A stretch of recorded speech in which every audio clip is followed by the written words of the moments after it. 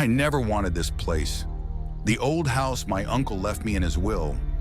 They say he died there alone, whispering about shadows that moved on their own. I didn't believe it. Just superstition, right? I'm just an average guy, no stranger to creepy stories. But this was different. Curiosity pulled me in. I inherited it last month, a crumbling manor on the edge of town, and I figured I'd check it out before selling it. I thought I'd spend a few hours, take some pictures, maybe find something valuable. That was my mistake.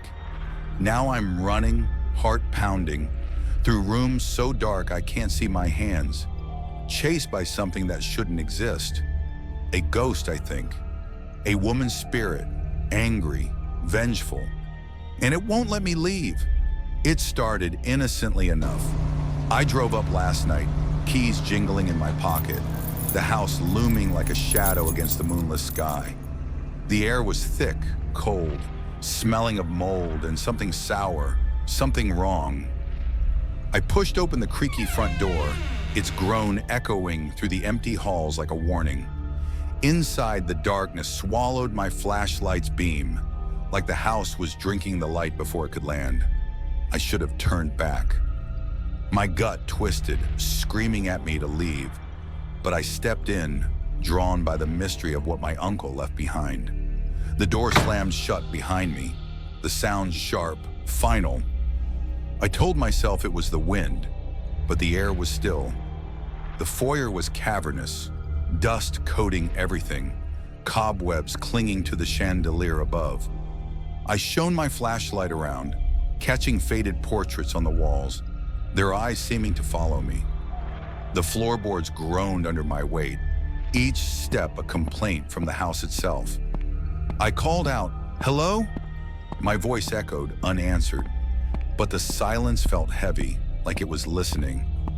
I moved into the parlor, its air stale, mirrors lining the walls, old, cracked, reflecting nothing but shadows.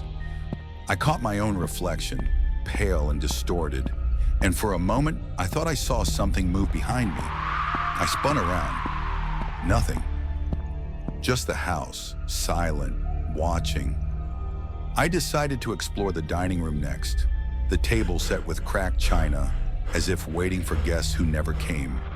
A chandelier hung above, its crystals clinking softly, though there was no breeze.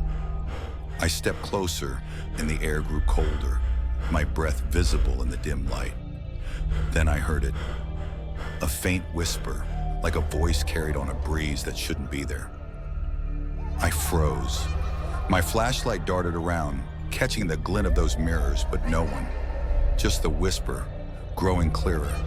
A woman's voice, pleading. "Stay!" My skin crawled. I told myself it was the wind, the house settling, but deep down I knew better. I moved upstairs, the stairs creaking louder with every step, like they were alive, resisting me. The wood groaned, splintered as if warning me to turn back. I ignored it, climbing higher, my flashlight flickering with each step. The whisper followed, trailing me, now a hiss. "You shouldn't have come." My heart pounded, but I reached the landing, a long hallway stretching into darkness. Doors lined the walls, all closed, their handles rusted, some with faint scratch marks, as if something had clawed at them. I tried the first door, locked. The second, the same. The third creaked open, revealing a bedroom, its bed unmade, sheets yellowed with age. A vanity mirror stood in the corner, its surface smudged, but I swore I saw a shadow shift in its reflection. I backed out, slamming the door, my hands shaking. At the end of the hall, I found a locked attic door, its wood splintered, a cold draft seeping through the cracks. The air up there felt heavier, colder, like something was waiting. Curiosity won again. I forced the door open, hinges screaming, the sound echoing through the house. I climbed the narrow stairs into the pitch-black attic, the darkness so thick I couldn't see my own hands. My flashlight flickered again, then died completely. Blindness. I stumbled forward, hands brushing cobwebs, old trunks, something soft and damp I didn't want to think about. Then it started, a rasp, low and guttural, like someone or something breathing behind me. I turned, swinging my dead flashlight like a weapon, but there was nothing. Just that rasp, closer now, hot against my neck. Something cold grazed my arm. Not human. I ran, tripping down the attic stairs, the creaks turning to whales under my feet. I fell halfway, crashing onto the landing, pain shooting through my shoulder. The ghost found me. I felt it, a presence, heavy, angry, brushing past me in the dark. I scrambled to my feet, running back down the hall, but the mirrors in the bedroom glowed faintly as I passed, showing a woman's face, pale and twisted, her eyes black, staring back. I screamed, the sound swallowed by the walls. Footsteps followed, soft at first, then pounding, chasing me through the halls. I crashed into a table, knocking over a vase, shards cutting my hand, blood dripping as I ran. I stumbled into the library, shelves towering, books rotting on the floor. The air was thick with dust, the smell of decay choking me. I hid behind a shelf, holding my breath, listening. The footsteps stopped. Silence. My heart slammed against my ribs, each beat a scream to keep quiet. Then a book fell, thudding to the floor, pages fluttering. The whisper came again. You can't hide. Right behind me, I bolted, knocking over the shelf, books tumbling, as I ran back to the stairs. The house twisted, doors vanishing, rooms looping back. I found myself in the parlor again, those mirrors now glowing brighter, the woman's face clearer, her mouth open in a silent scream.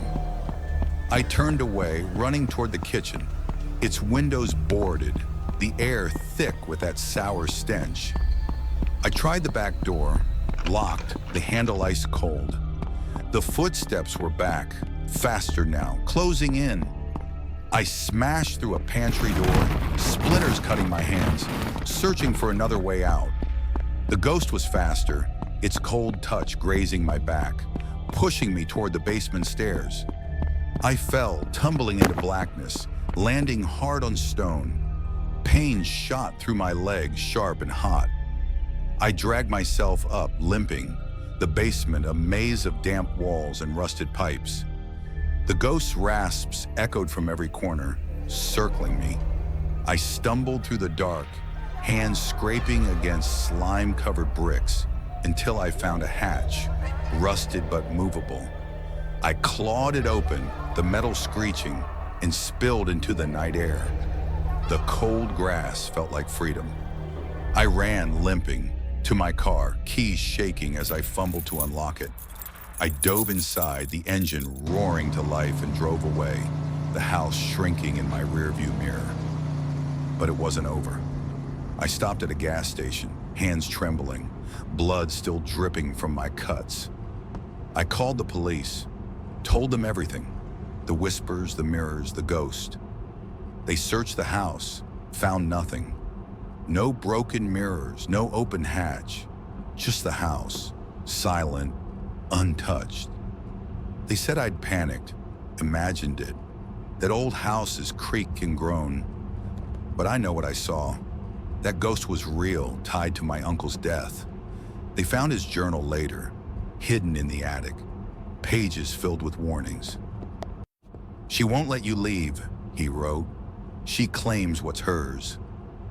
I sold the house the next week, moved across the state, tried to forget. It didn't work. At night I hear those whispers, see that face in my dreams. Pale, twisted, reaching for me. The house calls me back, its shadow lingering in every dark corner. I escaped, but I'm not free. I wake up some nights, the air cold, the smell of mold faint but there. I look in the mirror and sometimes, just for a moment, I see her behind me. She's waiting for me to return. So what would you do if it happened to you? If you inherited a haunted house, ran from a ghost in its pitch black depths, and felt it follow you home? Would you keep running or face it, knowing it might claim you forever? I don't know what I'd do. I just know I'll never go back.